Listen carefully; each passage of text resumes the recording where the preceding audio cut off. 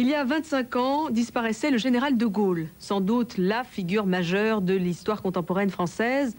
De Gaulle, c'est avant tout l'homme du 18 juin 40, un événement que tout le monde connaît, au point même qu'aujourd'hui on en oublie parfois le caractère extraordinaire.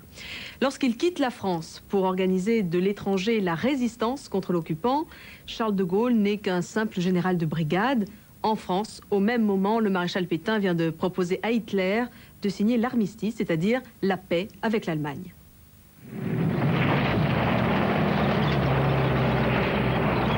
Le 10 mai 1940, Hitler lance ses divisions blindées à l'assaut de la France. L'effet de surprise est total. En 6 semaines à peine, il inflige une véritable correction à l'armée française. En ce début du mois de juin 40, les Français sont sonnés par la défaite, complètement abasourdis par la déconfiture d'une armée jusque-là réputée être la meilleure d'Europe.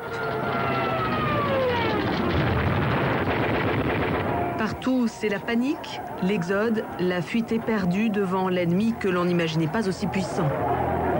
Le 14 juin, les troupes allemandes défilent dans Paris et le gouvernement français est en fuite vers Bordeaux. Le 15, les Allemands sont à Orléans et 2 jours plus tard, à Lyon. Le 17 juin, le maréchal Pétain est nommé président du Conseil. Traumatisés par la défaite, les Français accueillent avec soulagement le vainqueur de Verdun, mais confient leur destin à un vieillard de 84 ans. Pétain propose aussitôt l'armistice aux Allemands et demande aux Français de cesser le combat. Cesser le combat, c'est bien cela que refuse catégoriquement le général de Gaulle. Mais le 21 juin retombe, Hitler dicte les conditions de l'armistice à la délégation française. Quelques jours plus tard, Pétain s'adresse aux Français. Les conditions auxquelles nous avons dû souscrire sont sévères.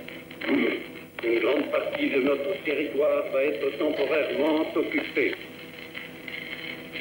Nos armées devront être démobilisées, notre matériel remis à l'adversaire, nos fortifications rasées, notre flotte désarmée dans nos ports. La bataille de France est certes perdue. Là-dessus, tout le monde est d'accord. Mais la France a-t-elle perdu la guerre ? Le 17 juin, De Gaulle s'envole pour Londres. Il est alors un inconnu pour l'immense majorité des Français. C'est un homme seul, un fugitif qui choisit d'entrer en dissidence. En un mot, un rebelle, mais un rebelle doté d'un instinct et d'un sens de l'histoire que ses supérieurs ont perdu depuis longtemps. Lorsque De Gaulle atterrit à Londres, accompagné en tout et pour tout de son aide de camp, Geoffroy de Courcelles, il doit s'efforcer de persuader Churchill qu'il représente à lui seul la France, c'est-à-dire la France libre, qui s'oppose à un gouvernement illégitime à ses yeux, qui a proposé l'armistice à l'Allemagne nazie. Le Premier ministre anglais est inquiet car l'armistice signifie aussi la collaboration de la France et de l'Allemagne.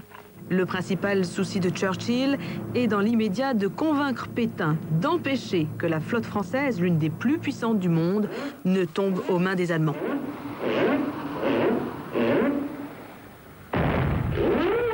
Pourtant, le soir du 18 juin, il ouvre les ondes de la BBC au général de Gaulle. Moi, général de Gaulle, j'entreprends ici, en Angleterre, cette tâche nationale. J'invite tous les militaires français des armées de terre, de mer et de l'air. J'invite les ingénieurs et les ouvriers français spécialistes de l'armement qui se trouvent en territoire britannique ou qui pourraient y parvenir à se réunir à moi. J'invite tous les Français qui veulent rester libres à m'écouter et à me suivre. Vive la France, libre, dans l'honneur et dans l'indépendance. Combien de personnes ont entendu cet appel en France ? En réalité, assez peu. Mais quel impact sur ceux qui ont capté la BBC ce soir-là ? Une semaine après l'appel du 18 juin, l'armistice entre en vigueur entre la France et l'Allemagne.